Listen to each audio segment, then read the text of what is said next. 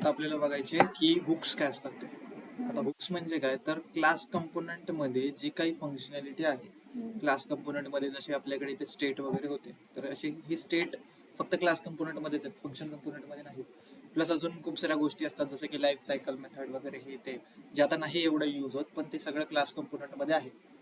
मग त्याचीच फंक्शनॅलिटी जर समजा आपल्याला फंक्शन कंपोनंट मध्ये पाहिजे, तर ती अशी तयार नाहीये ना, मग ती भेटू शकते आपल्याला युजिंग हुक्स. मग त्यालाच हुक्स बोलतात. ते बघूया कसं काय आहे ते.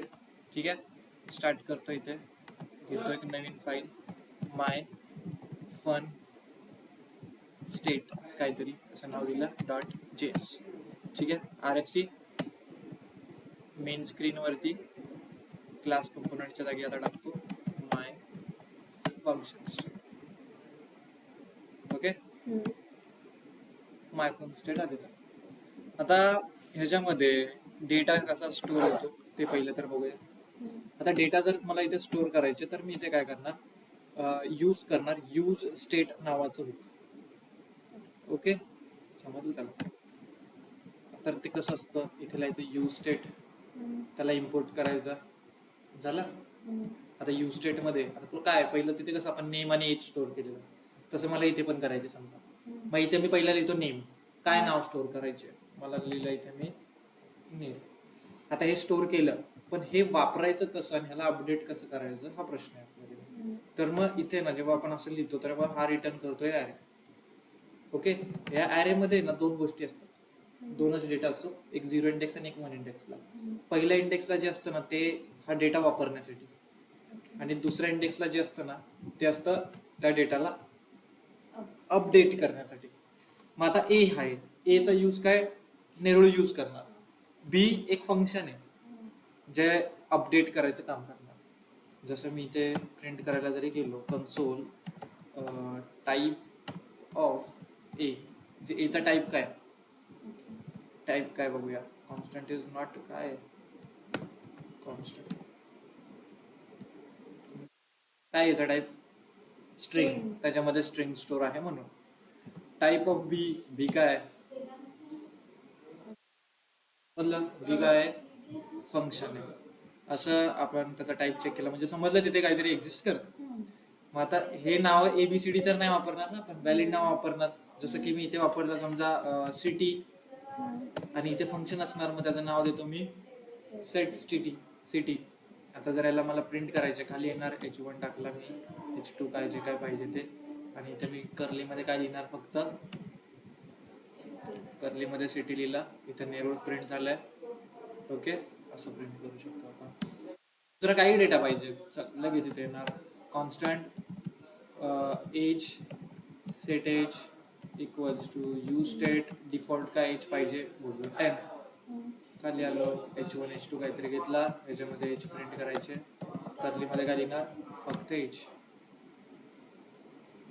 त्याच्यापेक्षा इझी आहे, लिहायला सोपं आहे, म्हणूनच क्लास कंपोनंट आता यूज करत नाहीत, फंक्शन कंपोनंट जास्त यूज करतात. ओके, बटन क्लिक वरती अपडेट करायचं त्या डेटाला आपल्याला, मग ते पण करूया. इथे घेतला मी बटन, बटन वरती लावला क्लिक इव्हेंट, क्लिक फक्त लिहिलंय, क्लिक इव्हेंट लावूया ऑन क्लिकच्या मदतीने. ओके, ते माहिती ना, आपण फंक्शन कॉल करणार, ते दुसरं फंक्शन कॉल करणार, त्या जागी आपण ॲरो फंक्शन लावतो इथे, मग ते नंतर लावूया. आता एक हँडल अपडेट असं काहीतरी बनवतो आणि त्याच्यामध्ये त्याने काम करतो. ओके, हँडल अपडेट इथे तयार असणार, बरोबर आहे का, हे फंक्शन रेडी असणार. ह्या फंक्शनचं काम काय, सिटीला आणि एजला चेंज करायचे. तर सेट सिटी करतो मी का नाही, आणि सेट एजला पण कॉल करतो, त्याच्यामध्ये टाकतो 20. सेव्ह केलं, इकडे आलो, क्लिक केला, सारखं जसं मला एज एक एकने वाढवायचं, तर सेट एज मध्ये टाकतो मी जुना एज +1. मग एज इथे सेट एज जाणार, एज आहे 10, 10 आणि 1 11, सेट होणार 11. नेक्स्ट टाइम जेव्हा क्लिक होणार तेव्हा एज असणार 11 + 1.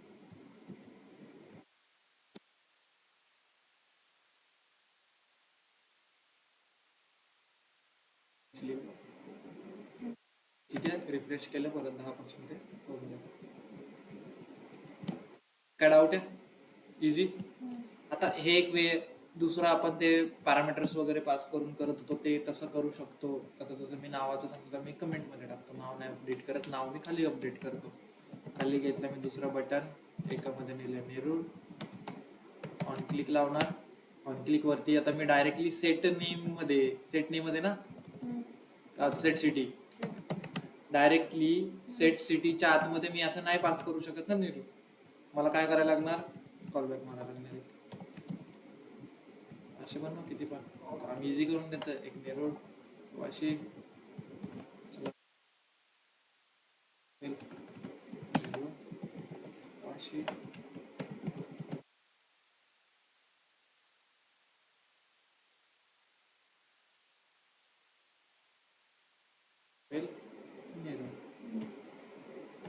बोललं. तर असं आपण डेटा अपडेट करू शकतो. तर असं आपण एक खूप बघितलं ज्याचं नाव आहे यूज स्टेट. तसंच अजून एक बघूया ज्याचं नाव आहे यूज इफेक्ट. आता यूज इफेक्ट काय करतो, तर यूज इफेक्ट एक कॉल करतो आतमध्ये एक फंक्शन.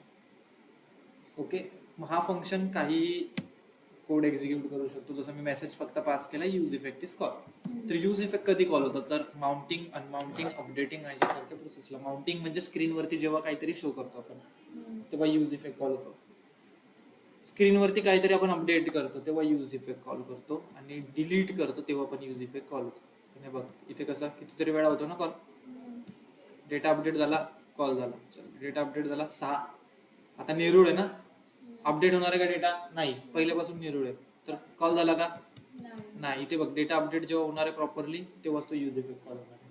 आता होईल ना नेरूळ, होईल. आता नेरूळ अपडेट बटन क्लिक वरती नाही होते, डेटा कसा चेंज होतोय त्याच्यावरती सगळं काम चालू. समजलं यूज इफेक्ट. पण ह्याला कंट्रोल पण करू शकतो.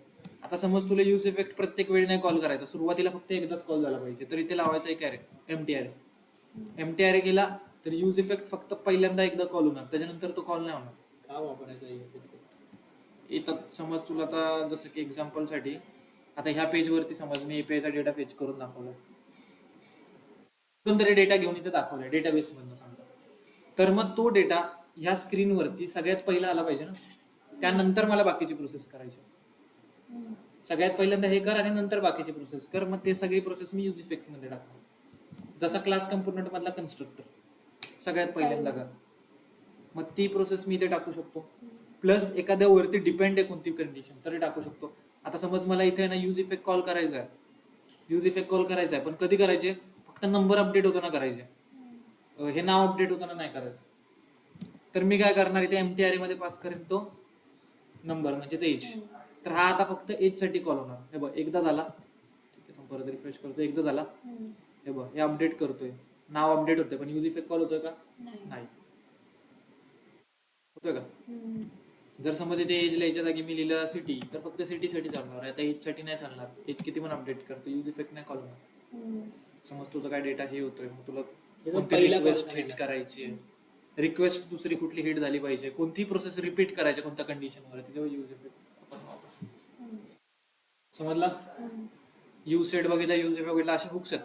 तीच क्लासमध्ये एक फंक्शनॅलिटी होती, पण त्यासाठी मोठे मोठे कोड आहेत, ते मगाशी बघितलं आपण. मग त्याच्यासारखं त्या जागी इझी करण्यासाठी हुक्स बनले. आपण बनवू शकतो किती हुक्स.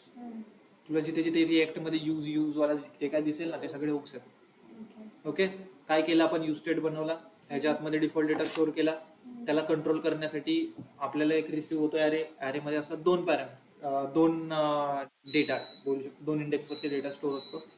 पहिल्या ह्याच्यावरती असतो गेट करण्यासाठीची स्ट्रिंग, आणि सेकंड ह्याच्यावरती असतो अपडेट करण्यासाठीचं फंक्शन. त्या फंक्शन थ्रू तो डेटा डायरेक्टली अपडेट होतो. ह्यांचं नाव आपण आपल्याला पाहिजे ते देऊ शकतो.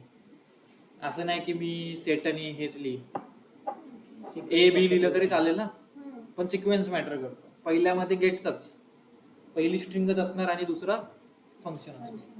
समजलं. मग ह्याच्यावरती पण आपल्याला सेम